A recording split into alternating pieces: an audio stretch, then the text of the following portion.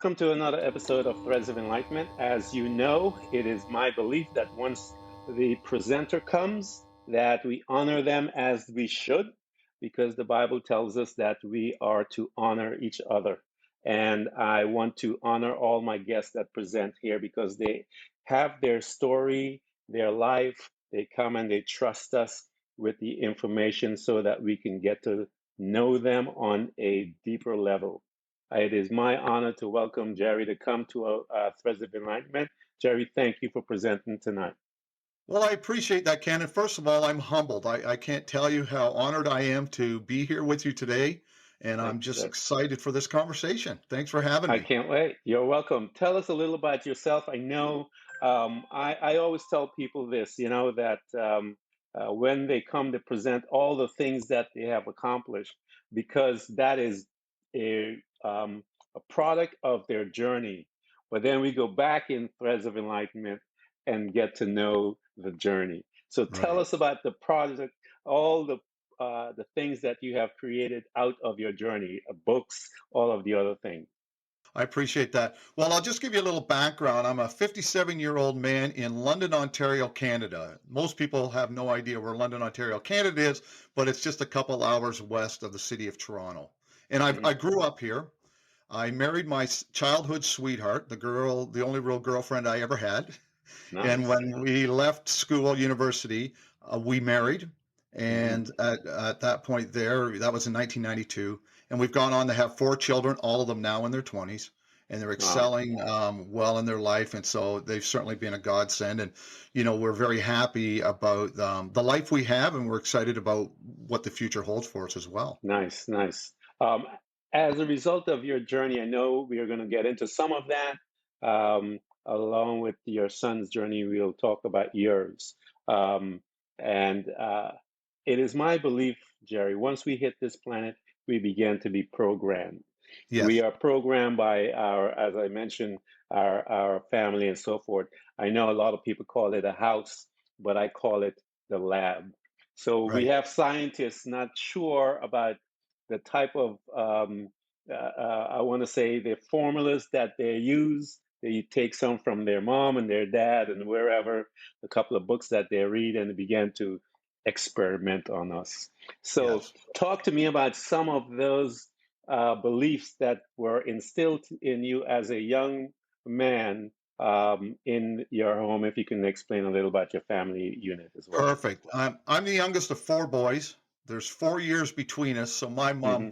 God love her, she's no longer with the Lord, took her home, but she was an incredible mom. She had 4 boys, like I said, Hmm. 4 years separating. So I was raised in a Christian household. My Hmm. grandparents were very strong in their faith, my aunts and uncles and my parents. So for me growing up, we didn't have a lot of money, Hmm. but we had a foundation, a spiritual foundation, and there was a lot of comfort in our lives growing up with that. And so from a security point of view, it I always had that growing up. Yeah. But from an earthly point of view, I Hmm. wanted to go out and become successful in my life. Hmm. And so when I grew up and I went away to school and I graduated from school, my number one focus, I'm almost ashamed to say this now, was to go out, work hard, make a lot of money, buy a home, have Hmm. some nice cars, and and raise a family.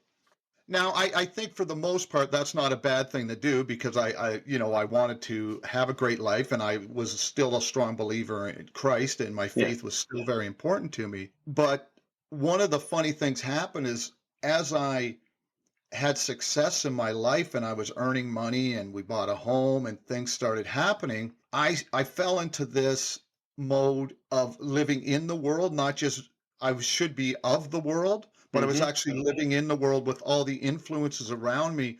And I started to get distracted and earthly things became a lot more important to me than even my spiritual well-being. Hmm. Hmm. And one of the crazy things happened, Ken, is that when I started relying on myself and my own way of thinking and the world systems, things began to get a lot more difficult for me. And so it brought me back to life. But some significant things that happened is our very first child, Thomas, he was born in 1993. He's 28 Hmm. years old now. When he was born premature. So he was born at 27 weeks. He was two Wow. pounds, 5 ounces. Hmm. and he was a twin. And on the day he was born, we unfortunately lost his twin brother. And Wow. so from the get-go, my wife and I, it wasn't that storybook experience that I had envisioned life would be at that point. Yeah, And yeah. so, yeah, and so what happened is that he was in the neonatal intensive care unit in London, Ontario for 10 weeks. Wow. You know, it was touch and go at times, and we finally brought him home, and, you know, we were able to start our perfect little family, Hmm. but it was never perfect. And it Yeah. certainly didn't go the way we thought it wanted to go because about 8 months in, he was diagnosed as being profoundly deaf. Wow. And as a father, for me, that was an incredibly difficult thing because I didn't know anybody deaf, and how is he going to function in life? Hmm. And so that was really tough for me. And you know, I started to get back on my knees Yeah, and yeah. asking the Lord for guidance and how I'm going to do this. And then about a year later, he was exhibiting some really different characteristics and behaviors, and he was diagnosed as being autistic. Mm. Wow. It's and so I'm just throwing my hands in the air and saying, Lord, I don't understand this. Yeah. I don't I can't be a good father of a deaf child. How am I going to be a good father of a deaf autistic child? Because again, I had no I had no experience with this whatsoever. So it was a really difficult time. And fortunately for me, the Lord blessed me with this incredible woman in my life Hmm. because my wife doesn't take excuses and she doesn't make excuses. She's a fixer. And That's a so good she grabbed the bull quality to by the have, horns and says, Jerry, to have by your side with all It's of this amazing coming is at you. that she's yeah, it was. And you know what? Like I'm sure deep down in the sort of like the recesses of her heart, she was breaking, Yeah. but she never showed it. And she said, this was the hand we were dealt, Yeah. and we're going to make it work. And I'm going to tell you, over a 3 or 4 year period of time, this is before Google, mobile phones, Hmm. computers, anything. She was on the road, going to appointments, making phone calls, sending letters, contacting people. And because of her, my son was able to thrive and do Wow. quite well. Wow. That is awesome. Yeah. Yeah.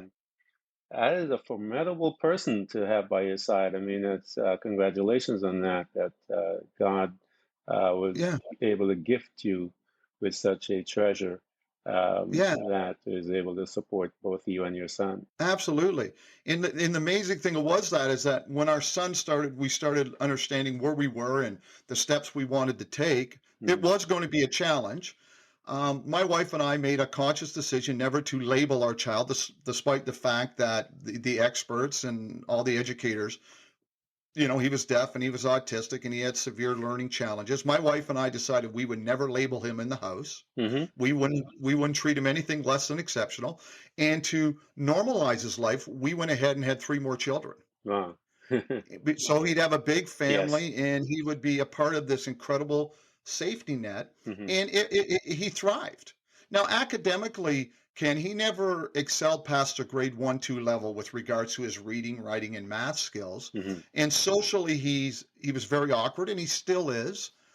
But he was able to grow up in an environment where he believed if he wanted something and it Yeah. was important enough that he could actually go out there and attain it. Hmm. And that's how we raised our other kids. And, you know, and this was all by the guidance of God because we always prayed over it. We always turned our children over to God and said that we're just pieces that you can use to mold these children. And Yeah. so they've always been raised with their faith. But if I can tell you a funny story about the story I wrote about my son Thomas, Yeah. Go ahead. in in around 20, 21 years old, he came to his mom and I and says, "Look, I want to get a driver's license and buy a car." Hmm. And quite honestly, all the experts, all the teachers and the, you know, the therapists and that we'd had over the course of our life, we talked to them about this and they said, and quite honestly, the probability of that is almost impossible. Yeah.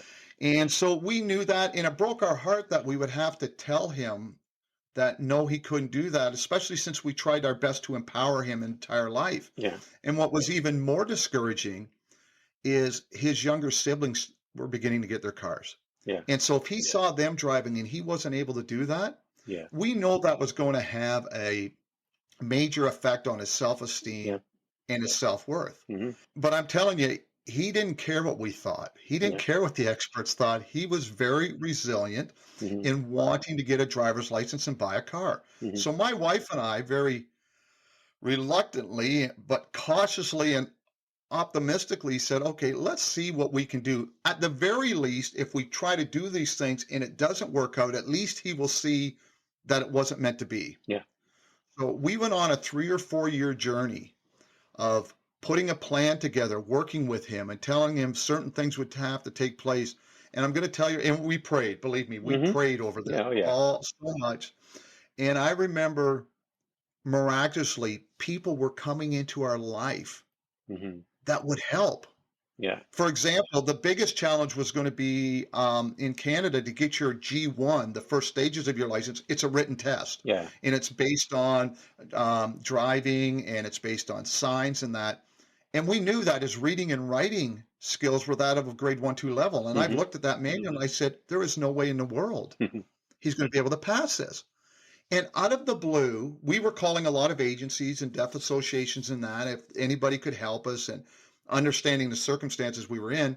And we weren't getting a lot of light. And then one day we get a call from somebody who says, look, there's a gentleman that recently immigrated to Canada from Lebanon. Hmm. He's deaf. He's deaf, but he's also a pathologist and he reads lips. Hmm. He heard of your story and he would like to actually help. Hmm. And so we go, okay. So he met with us and we explained the challenges. And again, this guy's now getting his PhD at the local university here in London, Yeah. and he's willing to invest this time with Thomas. Hmm. And so he would meet with Thomas twice a week for 3 hour sessions at the local library. Hmm. And for the first couple months, Ken, nothing happened. It was frustrating, and they were trying to do something, and then something phenomenal occurred that the fella who was working with my son started seeing patterns of learning strategies that nobody had ever seen before. Hmm. Wow. And things started to change. And we were excited, and I know Thomas was excited, and his instructor was excited. And over the next 3 months, he started consuming and understanding the information, and he started scoring over 75% and now all these mock exams. Uh-huh. That's the threshold to pass the exam. Yeah. And when he 5 months later, when he went ahead to write the exam, he got 38 out of 40 on one and 39 out of 40 on the other. Wow. That's And it incredible. was That it is was incredible. and yeah, and so he was excited, and now he was able to drive. So my wife and I, for the next 3 or 4 months, would sit in the driver's seat of the car because now he could drive, Yeah. but with a licensed driver in him. Yeah. And we would, for 3 months, we stayed in parking lots going around the lights and the Yeah. parking spots. And then he's graduated to the city streets and the city roads and then the county roads. And it was just an incredible experience That to is see him a do that. wonderful story. I have a thing that I say, Jerry, that I try to tell people as I study the Bible and go deeper into it. I was aware, I was made aware of a principle that I never saw before about a mission statement, a statement of faith that Yeah. you have to make, and you can get it from the Word of God because there's so many promises in there concerning certain situation, anxiety. You could pull out healing, all those things. There's statements of faith in it, but you can Right. also get your statement of faith within your situation.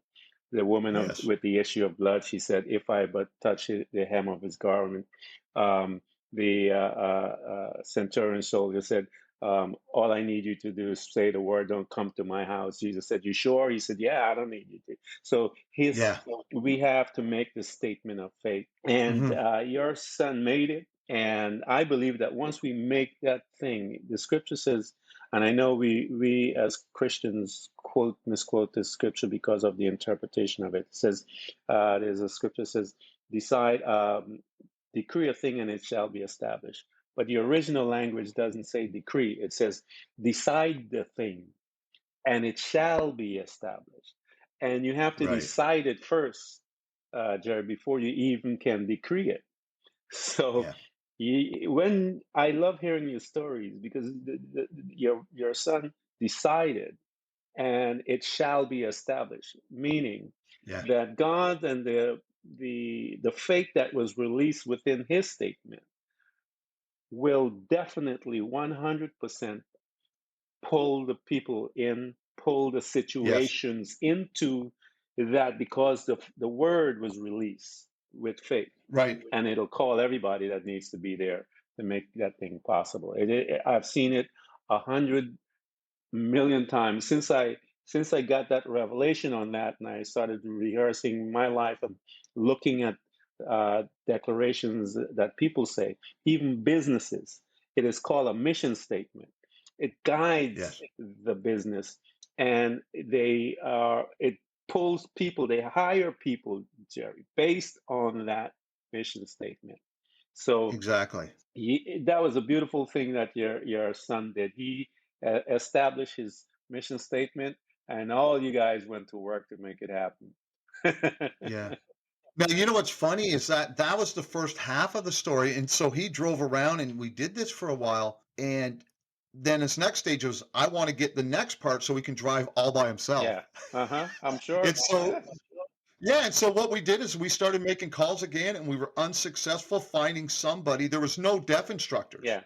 So we had to find somebody to sit in there and explain to him the do's and don'ts on the road and teach him how to be safe on the roads, contrary to what his mom and I were showing him. And then one of the driving schools called us up and said, "Look, we have a gentleman here who's worked with a deaf person in the past. He would like to work with your son."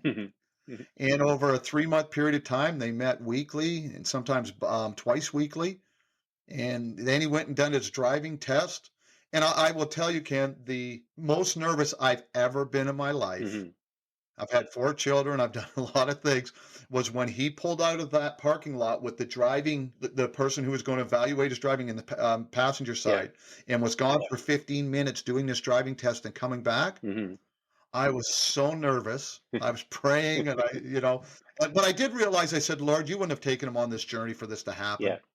Not to get it. The driving, proctor, when she got out of the car, looked at me and gave me a thumbs up, and so he was liberated. He Yeah. was, basically free.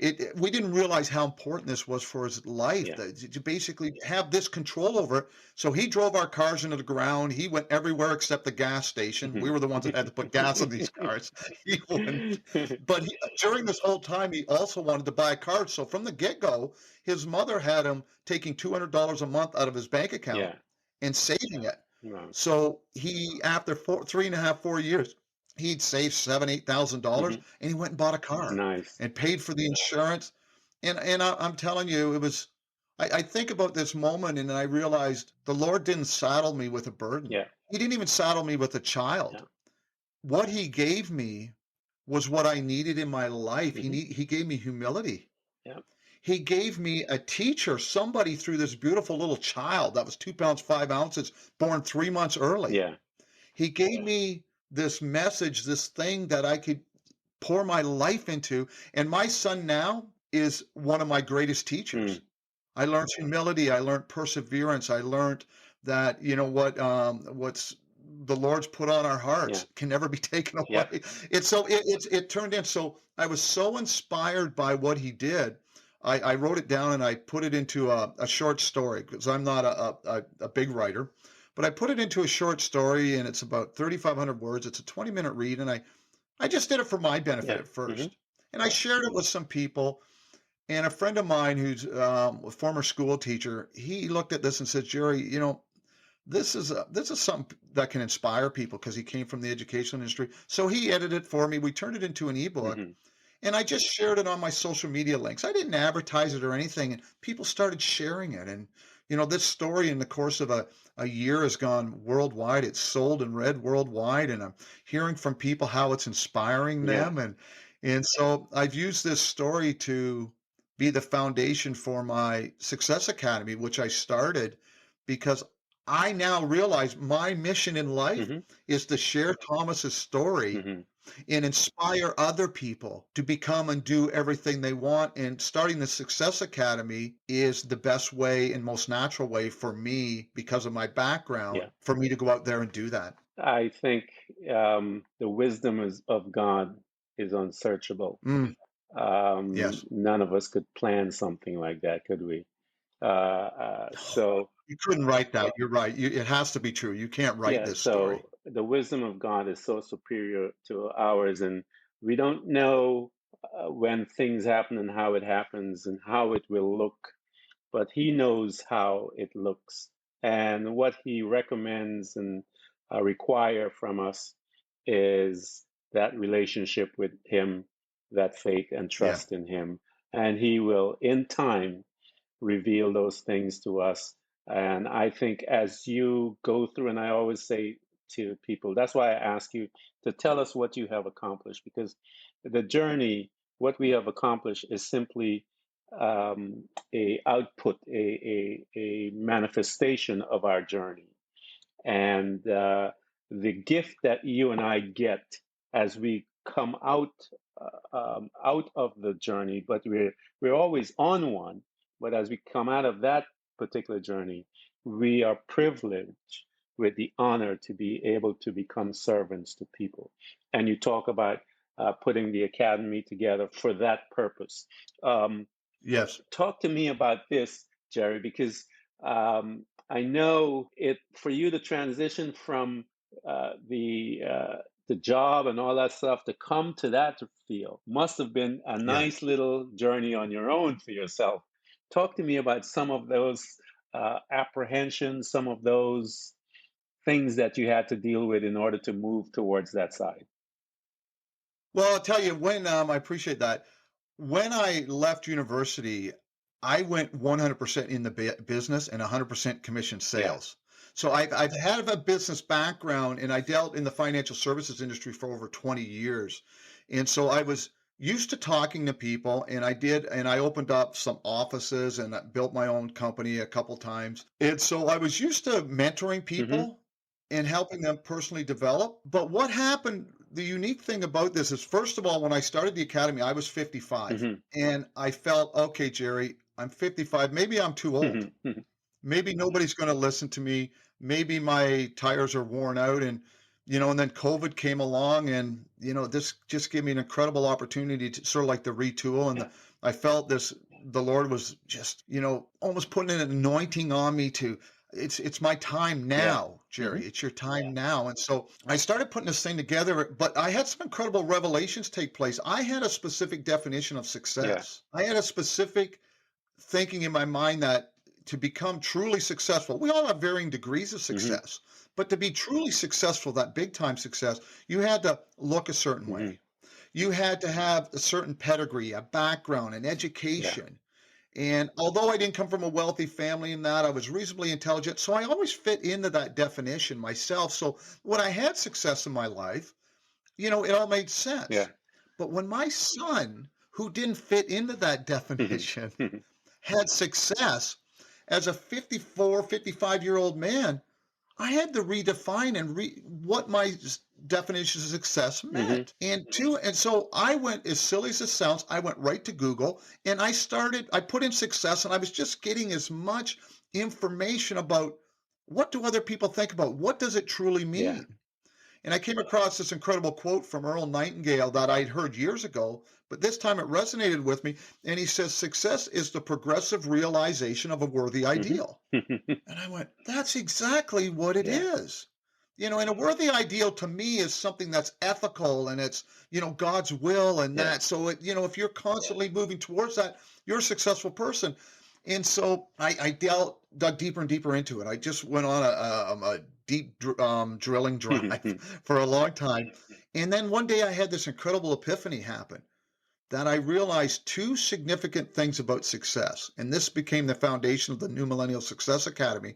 The first one, I realized that success was structural, it wasn't Yeah. personal. And what I mean by this, it's not just reserved for a few Mm-hmm. people. It has actual structure. It has everything to do with our thought patterns, understanding why we think, how we do, and how to change those thought systems and put things in Mm-hmm. alignment so that they work. So that was the first thing.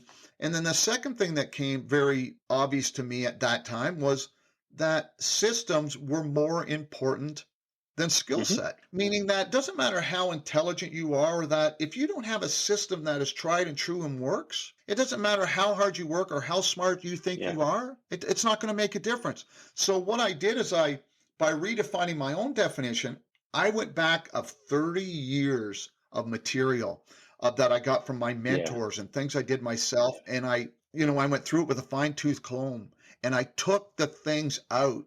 And I swear the good Lord was leading me through this of the things that I could take that could impact people immediately in their life Hmm. now so that they could get themselves out of this funk they're in. Because for me, I don't know if things are where you are, but there seems to be a great sense of Yeah. hopelessness and a great sense of depression worldwide. I know where I Yeah. live, like I've never seen Yeah. before. So there has never been a better time so that I can help people empower their Hmm. thoughts so that no, just because you think a certain way doesn't mean that's who you Yes. are.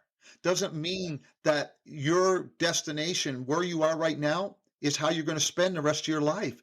You can change course and you can get where you want to go. And that was the whole idea. So, our academy is based on three different foundations based on basically our mindset, our influence in life, and our careers. But right now, we're in the process of releasing our very first course, and it's called the Success Mindset Masterclass, where it allows people to get a hold of their Hmm. minds and understand just because you think a certain way, that's not who Yeah. you are. You said it earlier that that's your environment. That's what you were Hmm. taught from the day you You're were born, the born. program. But that doesn't have to be permanent. You can Yes. uninstall that stuff and install the right That's the things. whole thing about life.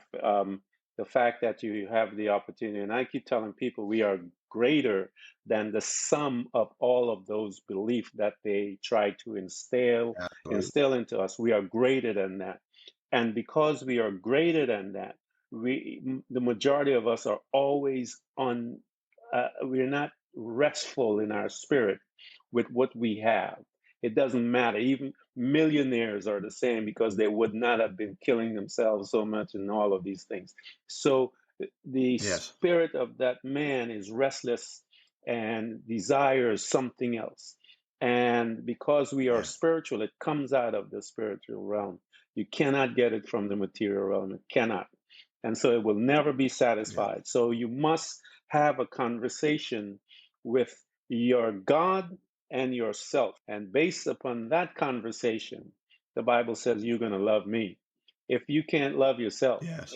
and your relationship with your God, why? Because from that relationship, you're going to learn about love. You're going to learn how to forgive yourself because you're looking at yourself going, I'm the worst thing ever hit the planet. You're going to learn how to be empathize with yourself. You're going to learn how to forgive. You're going to learn how to do all these things to yourself from your relationship with your God. And then you can turn around and look at me and go, I can forgive you. I can love you. Right. Because why? You learned that somewhere else from your relationship. And if you haven't done that, Jerry, you can't move well on alone. No, So that spirit of the man is the place, and it desires a conversation at some point in time. And those who are willing to have that conversation will change the world. absolutely. The time is Absolutely. ready because I believe COVID came because it's time. We were so busy that it is giving us a opportunity to reset. What is our true value in life? We began to look at ourselves. Yeah. This disease came and it separated us. We couldn't touch each other. One of the most basic Yeah. human need out there on this planet. Yeah. We couldn't partake in it. Yes. Why? Because it was time for you to have this individual conversation. And because Yeah. the Western civilization has plugged into TV, the phone, everything, because they're afraid to have that conversation with themselves because Yeah. they don't know what they will see. They're afraid of what they're going to see. But this Yeah. time demands it. Are you going to have it or not? And then now we see corporations are having that conversation. And I believe because of this war now, we're seeing the leaders are having this conversation, seeing the world Yeah. stage is having this conversation. What is important to man? So let's see what happens. Yeah. There is going to be that conversation that, it's out there, man. It's funny, Ken, when all this started, two of my kids were still in school and my daughter was going in the nursing school. And so this shut her off. And I know as a 20-year-old young woman going to school, the social part of that is just as Yep. important a lot of times as the Hmm. academic side of it. And so they were distressed, and they really were. And she loves Christ, and so she prayed a lot. And one day I sat down, I said, honey, you understand that this didn't come as a surprise to Yeah. God. He didn't one day go, wow, I didn't see that coming. I said, he's in control of all things. So please understand that no matter what's going on in the world today politically, it doesn't make a Yeah. difference. He still has a plan. He knew this was going to happen, and his plan for you and his life is Still still alive. alive and well. Yeah. And you know what? He is going to use this Hmm. experience that you're going to bow Yeah. up, honey. You're not going to Yeah. bow out. And that's what she used this entire experience to, get stronger in her faith, get stronger in her own personal Yep. health, focus on her things. And I'm telling you, she is no longer a 21-year-old woman. She's a 35-year-old, incredibly inspired, strong, powerful Yeah. woman Yeah. because of this.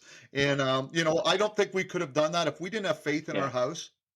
That I believe that would Yeah. not have happened. Faith is the key, and I tell people it is the force by which everything was created. And Yeah, because when someone walks in faith, it supersedes every law.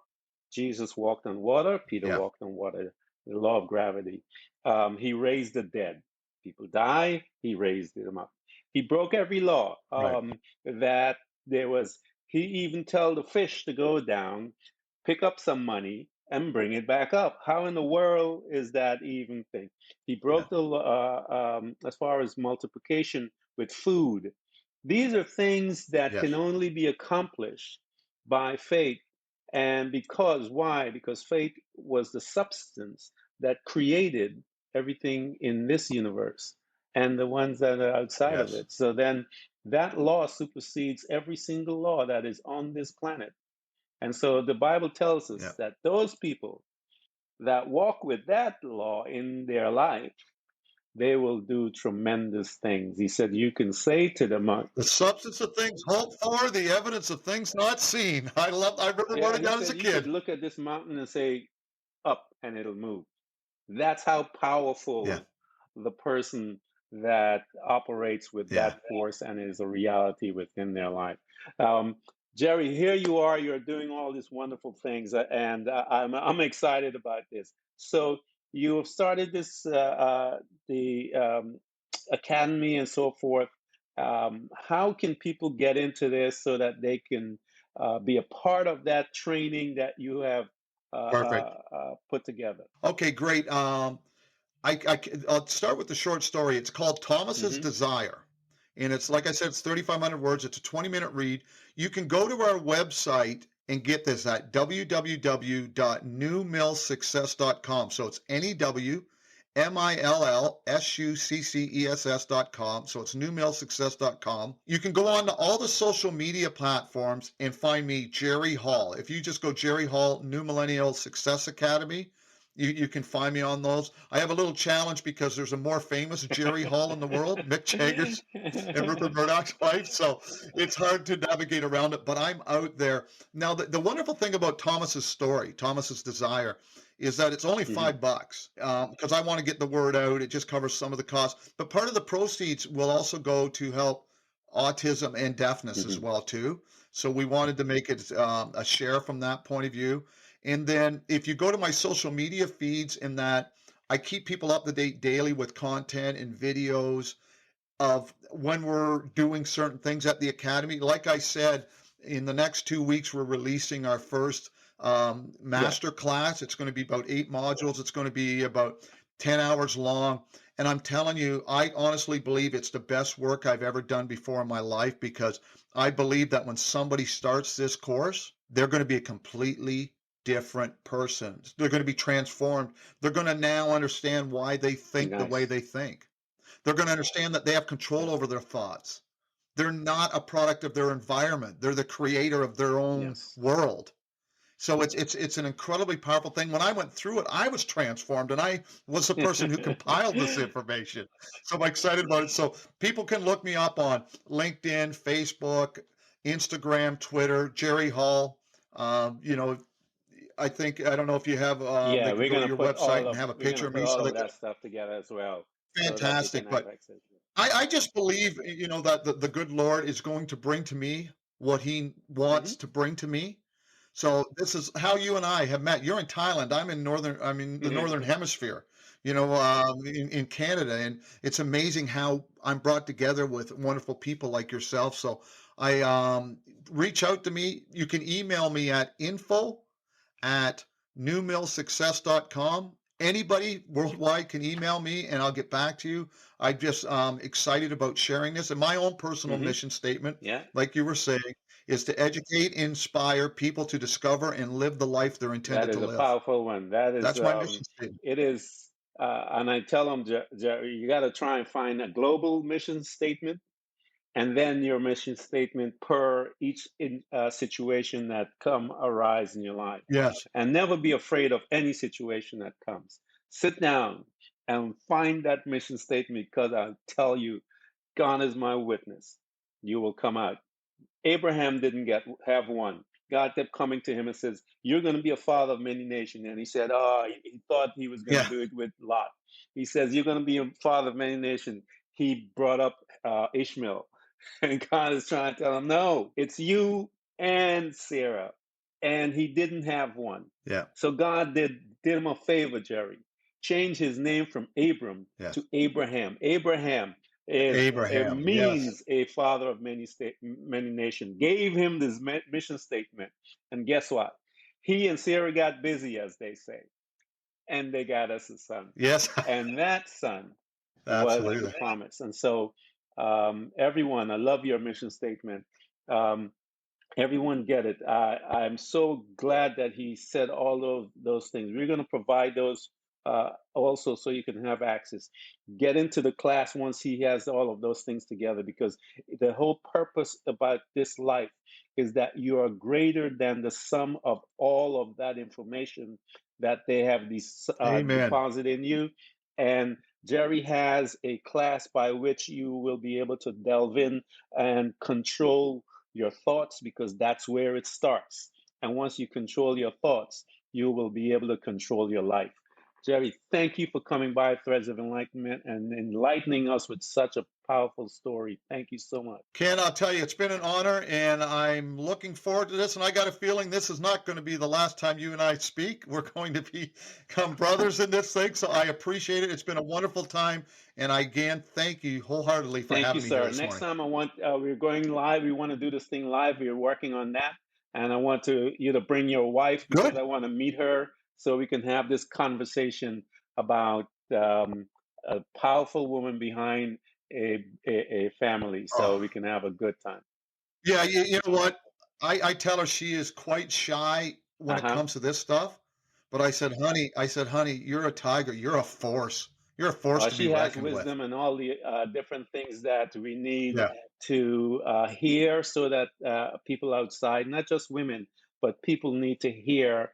And Jesus made a statement, those who have ears, let them hear. So that means that there are people out Yeah. there that are waiting to hear things, because there's a responsibility laid up in that statement when he says, let them hear. So they must be ready. And I believe she has some of that stuff that we can put out there for people to grab. So next time Absolutely. I'll grab both of you guys.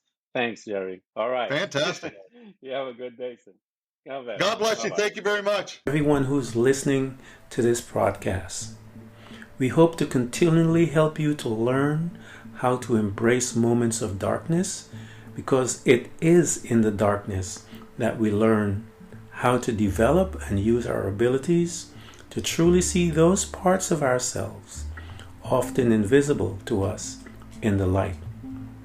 It becomes your responsibility to navigate through all of your trials, to find out who you truly are, and begin your journey to loving yourself, which is possibly one of the most difficult things you will ever do in your life. To love yourself and to find the real you. But always remember to enjoy the journey. Thank you for coming by. Please subscribe. And if you can support us financially, we deeply appreciate it.